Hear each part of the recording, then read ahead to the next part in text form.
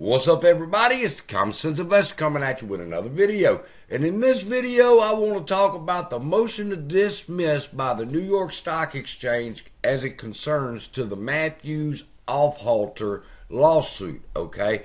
Now, in case you didn't know, Al from Boston, one of the defendants in their case is the New York Stock Exchange. And when I was reading it, people, I was under the impression, I kept asking myself, what charges are you going to bring against them? I mean, I understand the charges against the individuals like Citigroup and Citadel and the rest, but the exchanges themselves, well, I've seen some other YouTubers who put out that because of, they give you 3 reasons. Let's check it out on why they need to be dismissed from this lawsuit. All right, well, the first argument that they had that says they need to be dismissed was that the New York Stock Exchange is a self-regulatory organization which operates under the SEC's direct supervision, all right? So any complaint that Al from Boston and Jordan have, they're saying take it up with the SEC, all right? But then I got to thinking about it. There's no way that they could give themselves blanket immunity.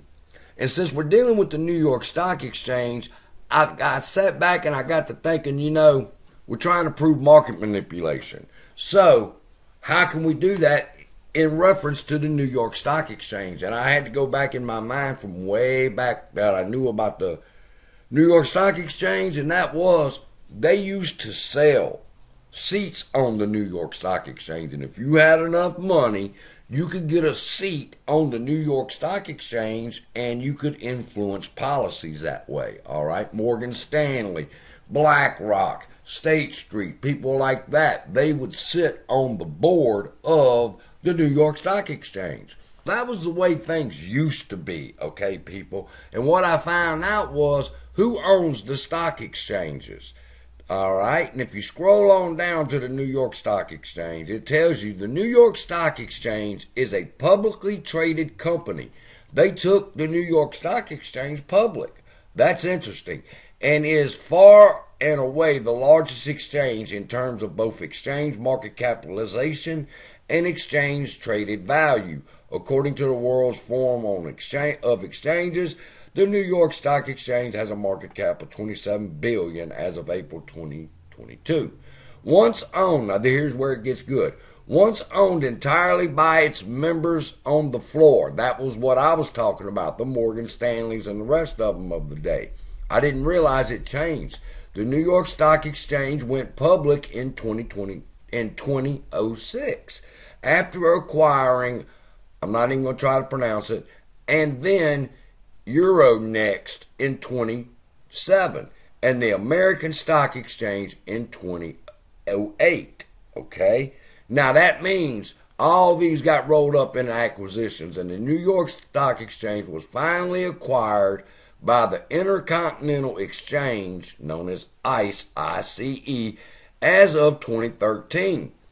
Purchased as the New York Stock Exchange Euronet, the ICE owns the New York Stock Exchange and Euronext, which has offices in Paris, Amsterdam, Brussels, and Lisbon. We don't even own the stock exchange. This company named ICE is. And then I got on the phone with a few of my YouTube buddies and investor friends, and one of them was Donahue, and we was talking about it, and he was like, this shit went under the rug. Nobody even knew this shit had happened. But we dug deeper, and Donahue found out that ICE, the Intercontinental Exchange, has an office in Georgia. All right? That's where their main office is in Georgia, that we've been able to discover. And then, if you think about it, this opens up a whole new can of worms. See, the New York Stock Exchange wants to rely on the immunity given to them by being a self-regulatory organization which operates under the SEC's direct supervision. However, we find out that they are a public traded company on the New York Stock Exchange, ticker symbol ICE. That's who owns the New York Stock Exchange. So then I went to their website, did a little bit more investigation, and come to find out, this is my final conclusion, as it relates to the charges or claims that Al from Boston and Jordan have. Now you have to look at this as a total different situation. Company owns the New York Stock Exchange. So when you say the New York Stock Exchange is the defendant, then you would be saying that the parent company, which is ICE, had a fiduciary duty to oversee that the New York Stock Exchange was being ran properly because it's part of their company. You cannot rely on, how did they say it in all the rest of these videos? Negligence is not malice. Bullshit. If ICE owns the New York Stock Exchange and they can prove market manipulation as it relates to being done on the New York Stock Exchange, for example, spoofing, if they can prove spoofing and that it took place on the New York Stock Exchange, then yes, they are a valid defendant in this case.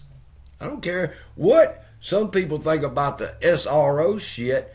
This is now turned into a fiduciary duty of ICE, which owns the New York Stock Exchange. Just a little something that I'm working on there. I'm also got all the information programmed now into ChatGPT concerning the New York Stock Exchange, Al from Boston's allegations, their response to why it should be dismissed, and ChatGPT has given me the argument that if he was suing the New York Stock Exchange and the New York Stock Exchange said this was why it should be dropped, then ChatGPT says this would be my response, and I'll give you that in the next video. So with that, love y'all, be blessed, and I'll see you then.